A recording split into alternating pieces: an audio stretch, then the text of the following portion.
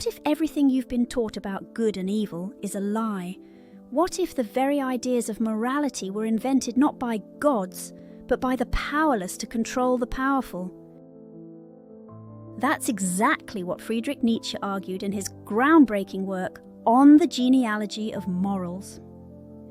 Today we're diving into one of Nietzsche's most controversial and mind-blowing ideas, master-slave morality. This isn't just philosophy, it's a radical lens through which you can rethink your entire worldview.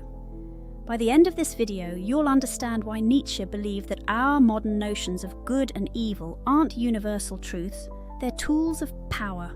Let's get started. Before we dive into master-slave morality, let's talk about who Nietzsche was and why he matters. Friedrich Nietzsche was a 19th century German philosopher known for challenging traditional values, especially religion, morality, and societal norms. He famously declared that God is dead, meaning that humanity had outgrown its reliance on religious frameworks to define truth and morality. But Nietzsche didn't stop there. He wanted to uncover how humans created these moral systems in the first place. On the Genealogy of Morals, he traces the origins of morality back to two opposing forces, the masters and the slaves. These groups didn't just live differently, they defined good and evil in completely opposite ways. And here's the kicker. According to Nietzsche, the morality we follow today isn't noble or divine, it's born out of resentment.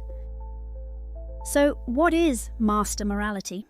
To put it simply, it's the morality of strength, pride, and independence. Picture ancient warrior societies, the Vikings, Roman emperors, or even feudal lords. For them, good meant qualities like power, courage, and self-mastery. If you were strong, wealthy, and fearless, you were inherently good. Weakness, cowardice, or poverty? Those weren't just bad, they were contemptible. Here's an example. Imagine a ruler who conquers new lands through sheer willpower. To someone living under master morality, that act of domination isn't evil. It's admirable because it demonstrates strength. The word bad, in this context, simply refers to anything weak or inferior. But here's the thing about master morality. It's not concerned with fairness, equality, or compassion. It's raw, unapologetic, and often brutal. Nietzsche saw this as the original form of morality, rooted in the natural instincts of the powerful. But then something revolutionary happened. Enter slave morality. While master morality celebrates strength, slave morality flips the script entirely. Instead of glorifying power, it elevates humility, kindness, and sympathy. Why? Because it was created by the oppressed, the losers of history, to survive and resist their oppressors. Think about it. If you're part of a group that's weaker, poorer, or less privileged, how do you fight back against those who dominate you? You redefine the rules. Suddenly, the traits of the powerful, like arrogance, greed, and aggression, are labelled as evil. Meanwhile, the virtues of the downtrodden, patience, meekness, and forgiveness are recast as good. This shift wasn't accidental, it was strategic. Slave morality gave the powerless a way to reclaim dignity and undermine the authority of their rulers. And over time, it became so pervasive that it shaped much of Western ethics, especially through religions like Christianity. Now, here's where things get controversial. Nietzsche argues that slave morality isn't born out of love or altruism, it's born out of resentment. When the weak couldn't defeat the strong physically, they turned to psychological warfare. They weaponized guilt, shame, and pity to make the powerful feel inferior. Take Christianity, for instance. Nietzsche saw it as the ultimate expression of slave morality. Concepts like turning the other cheek, loving your enemies, and valuing the meek over the mighty all reflect a morality designed to suppress the strong. Even the idea of an afterlife serves this purpose. It promises reward in heaven for enduring suffering on earth, effectively pacifying rebellion. Does this mean Nietzsche hated Christianity? Not necessarily.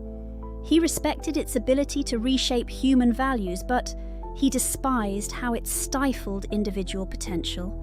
For Nietzsche, life is about embracing challenges, taking risks, and striving for greatness, not clinging to comfort or seeking approval from others. Fast forward to today, and you'll see echoes of Nietzsche's master-slave morality everywhere. Think about social justice movements, cancel culture, or debates about privilege. On one hand, these efforts aim to uplift marginalized voices, a reflection of slave morality's emphasis on equality and compassion. On the other hand, critics argue that they sometimes devolve into resentment, punishing success and stifling free expression. But Nietzsche's insights aren't limited to politics. They also apply to personal growth. Have you ever felt guilty for pursuing your ambitions, or judged yourself harshly for wanting more than society deems acceptable? That's slave morality at work. It tells us to play small, avoid conflict, and prioritize conformity over authenticity. Nietzsche challenges us to break free from these constraints. He urges us to embrace our inner Übermensch, or overman, a person who creates their own values instead of blindly following inherited ones. This doesn't mean becoming selfish or cruel. It means living authentically and fearlessly, guided by your own sense of purpose. Of course, Nietzsche's ideas aren't without criticism. Some accuse him of glorifying elitism or ignoring the real suffering caused by inequality. Others point out that his rejection of traditional morality leaves room for dangerous ideologies, like fascism, which misused his writings to justify oppression. And while Nietzsche valued individual freedom, he sometimes overlooked the importance of community and cooperation. After all, no one achieves greatness alone. We rely on relationships, institutions, and shared values to thrive. Still, Nietzsche's core message remains relevant. Question everything. Don't accept moral rules simply because they're handed down to you. Ask yourself, do these values empower me? Do they align with my deepest desires, or are they holding me back? So, what's the takeaway? Nietzsche's concept of master-slave morality forces us to confront uncomfortable truths about where our values come from and whether they truly serve us. Are you living according to your own principles, or are you trapped in a system built on resentment and fear? If you enjoyed this deep dive into Nietzsche, hit that like button and subscribe for more philosophy content. Let me know in the comments. Do you think Nietzsche was right about morality? Is our modern sense of good and evil flawed? I'd love to hear your thoughts. Thanks for watching, and remember, question everything. Until next time.